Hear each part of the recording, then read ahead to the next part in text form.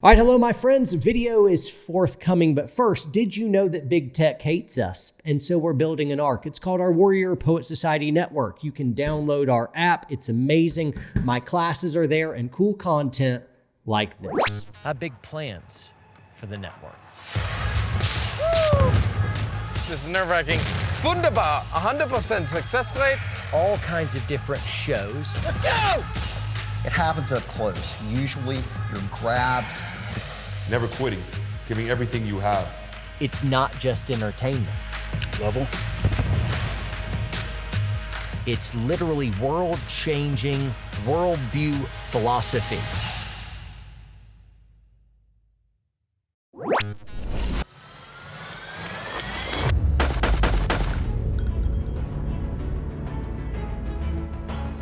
All right, guys, what I wanted to talk about is how to disarm the United States, how to take away guns from the people.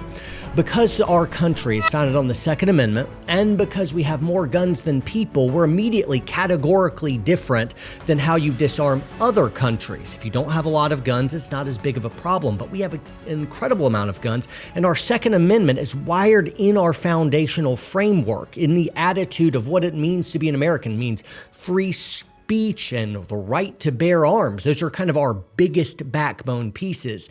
As our founders recognized that if you gave people rights, but you didn't give them means to defend their rights from a tyrannical government, that government could in fact grow and take away the rights of the people. So ultimately, the Second Amendment is second because it is the ultimate fail-safe that safeguards all the rights. If your government becomes corrupt, you don't want your government to have all the guns. Therefore, the people should have guns, and the government is not allowed to regulate or limit the access to guns of the people. That's what the Second Amendment is about. Now, after organizers have digested those two big difficulties inherent to disarming the United States, they have voluntary and involuntary means of disarming people. Involuntary is going to mean they use physical force, people actually taking the guns, whereas voluntary is using some type of hardcore coercion. So it makes it really uncomfortable for you to live, perhaps impossible for you to live, but it's not physical force. I believe there's already some of these tactics in play, both voluntary and involuntary, but if I had to really guess how this is going to play out and what the tactic of the left is to disarm the United States, I think it's going to be far more of the voluntary stuff until they have enough momentum and enough accomplished where then they will switch to more of an involuntary. But if you went involuntary right off the bat, America could possibly become a powder keg. Imagine if police came door to door. Already police are on the defensive as there's propaganda wars against the thin blue line. People are very upset against cops. People are calling for defunding the police. It is not a fun time to be a cop. As a guy who knows an incredible amount of police officers, I know a lot of departments around the country are facing real problems in having retention of officers as they just see the struggle, they see the difficulty, their job satisfaction is very low, and it's hard to keep officers to even staff up departments right now. Couple that with, imagine pushing these officers out to enforce a law that really contradicts their oath to defend the Constitution. So now they have illegal laws of disarming the United States populace who aren't actually doing anything wrong. You're just disarming. And that goes okay in a few key places, and it goes off without a hitch, presumably. But then all of a sudden there becomes some Waco type shootout. Now you have cops terrified to enforce that law, and they're trying to do it for a meager wage while they're being hated. And like a lot of cops will just check out. And personally, the cops that I know want nothing to do with that. The folks that would actually entertain disarming the citizenry are usually the nerdy, spineless, bureaucrat, coward cops that couldn't actually pull it off. Whereas the real door kicker, competent cops that I happen to know and train with all the time would absolutely not follow those orders to disarm you. I feel it in their bones when they tell me that exact sentiment of absolutely they would not do that. It's a core belief. I see the passion in their eyes. I know a lot of cops that express exactly that. They will not go that far. Others would, but to actually disarm a populace that has so many guns, man, it seems like a powder keg. I don't think the left would push the involuntary confiscation of guns right off the bat. I think it would come later in the process. Then there's also using the military. This could also be absolutely disastrous because it would basically usher in something of a civil war, not to mention a lot of our members in arms, the people who could be door kickers, gun grabbers, typically side more of a conservative voice and wouldn't be for contradicting the Constitution and doing a gun grab. The third thing of an involuntary gun confiscation could be something in the way of a civil war. This, a lot of folks in the gun world and industry talk about as if it's something that could happen very quickly. But remember, the other side doesn't have guns.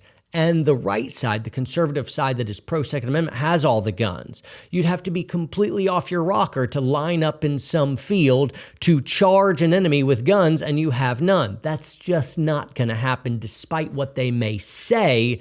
I don't think it'll come to that civil war. I think they're going to embark in more propaganda war, which they're getting far more traction. Why use bullets that you don't have when you have the ballot box, and you control a media and you control influencers can help push propaganda to have more of a peaceful and voluntary means of disarmament. And that brings us to the second category. Whereas you have involuntary gun confiscation is one way to disarm America, the voluntary one can provide far more effective results, and I see a lot of it being enacted in all. I'll break it up into three categories. There's legal, economic, and sociological. The legal one is under threat of just making you a criminal, saying, hey, if you have this amount of guns or this type of gun, you are a felon, and these are the possible punishments. A lot of folks who are proud gun carriers but are a little bit more moderate, so they're not the necessarily Mullen Lobby 3%ers, would immediately give in to that and hand over all or some of their weapons. They don't like the idea of being labeled a criminal or a felon, and if it looks really scary, they would give in to that fear.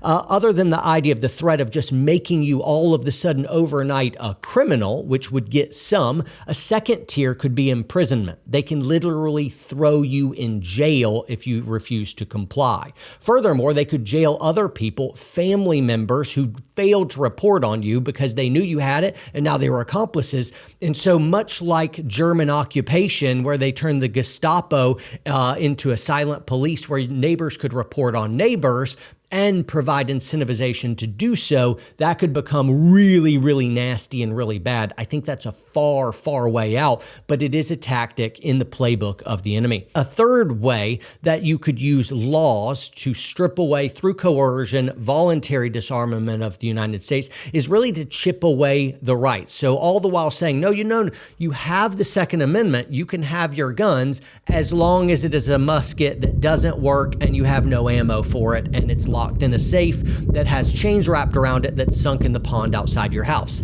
So you can make it so impossible because of all the little rights as to basically nullify what the Second Amendment means. All three of these things are tactics that are being employed right now to undermine the Second Amendment, as if to say the Second Amendment was meant for muskets only, when clearly that was not the founders' intent, as people back then had their own cannons and warships in the possession of private citizens. So to equate it in today's terms, as you would have 50 cal armor-piercing rounds and tanks.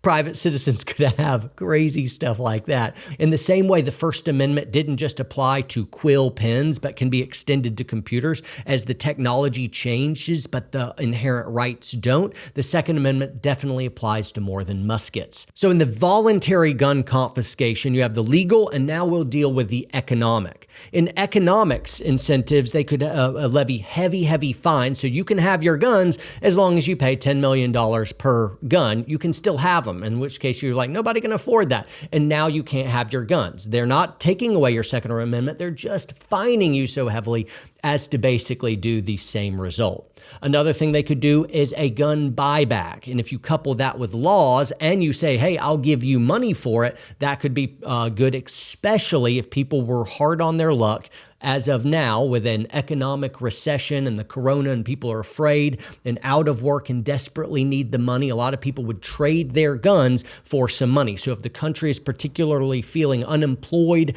broke, then a gun buyback could be very, very helpful. It is awkward where a gun buyback, the government is effectively buying back a gun that they never actually had. And to be able to get it, they're going to pay you taxes that they confiscated from you. So really what's happening is they're buying a gun from you with your own money that you gave them to get something back that they never had in the first place. Awesome. But that's the level of thinking that we're dealing with.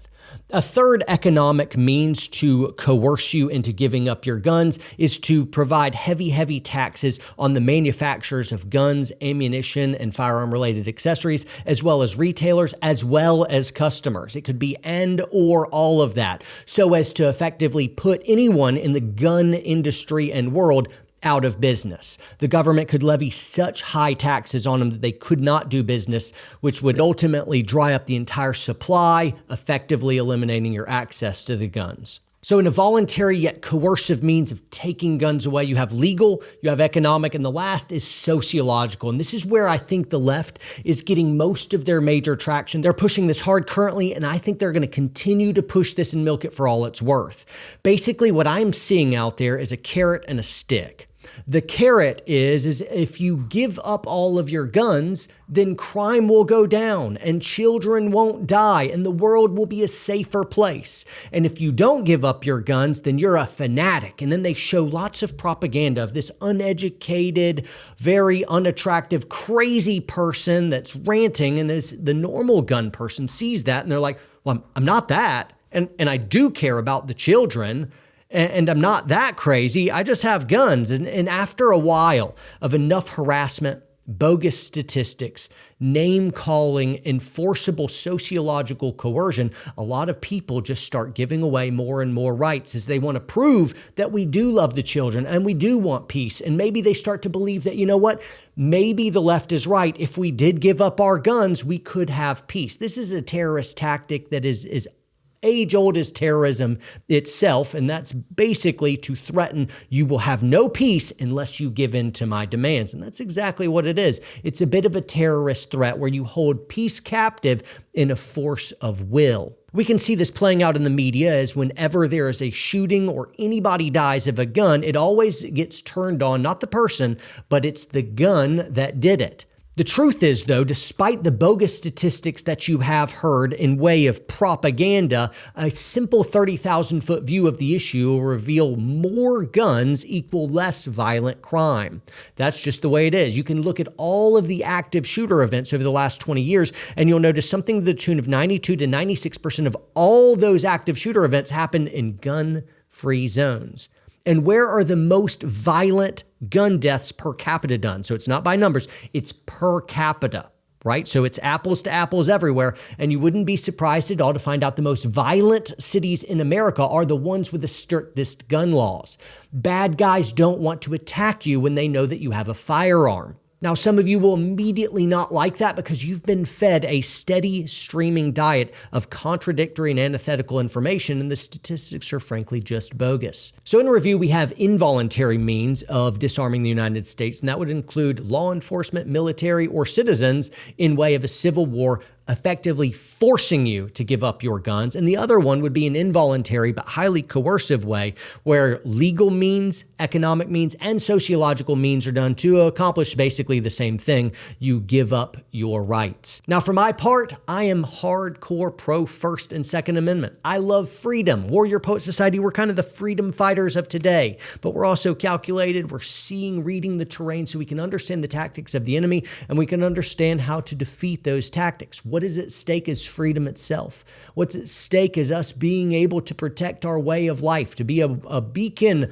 of hope and freedom for the rest of the world. And you may not like that, but that's how I really see it. We're forces for good in the world. We're sane despite what media propaganda would lead you to believe. You're not crazy. You're not fanatic. You're just somebody who understands that freedom is always safeguarded by the bold and loving, daring protectors. And that's us these days. Now, when I'm not advocating for the Second Amendment in videos like this that I've done in the past, I'm doing right now, and I'll also continue to do in the future, we're putting our money where our mouth is as a society to financially support gun lobby organizations like the Firearms Policy Coalition, Second Amendment Foundation, Gun Owners of America, and more, so that we can really make a change, protect our way of life, so we continue to be a force for good in the world. Folks, before you go, I'd ask you to consider joining our Warrior Poet Society network. What we have is an app that's available on iOS, Apple TV, Android, Amazon, all the big platforms, and you can download our app, and we have our own platform that big tech censorship can't take away from us. This allows us to have a safe haven for other gun influencers in case they get kicked off big tech. We have a place where they can go. We also have our own TV shows that we're rolling out. Our War Poet show is absolutely incredible. It's rave reviews. We have 5-star ratings on all the different app review places. We also have my tactical rifle pistol classes, more classes to follow. We have Craig's up close ECQC knife gunfighting stuff. So aside from just the entertaining shows you're seeing, you also get valuable training content. It's a place that's just for people like you and I. Finally, and truly last thing, we're on our road to 1 million giveaway sponsored by ETS. So consider bumping over to our website, link down below, so that you can make sure you enter to win all kinds of really, really cool prizes. We should pass 1 million subscribers sometime November, December, January. I have no idea, but sometime in the near future. And it's going to be really, really cool. Lots of stuff to give away. It could be you. Subscribe, toggle notifications bell to all, like, comment, share. Big tech's not helping us grow. You got to share, guys. Share. Sharing's caring. Because it rhymes. You know it's true. Train hard, train smart. I'll see you next time.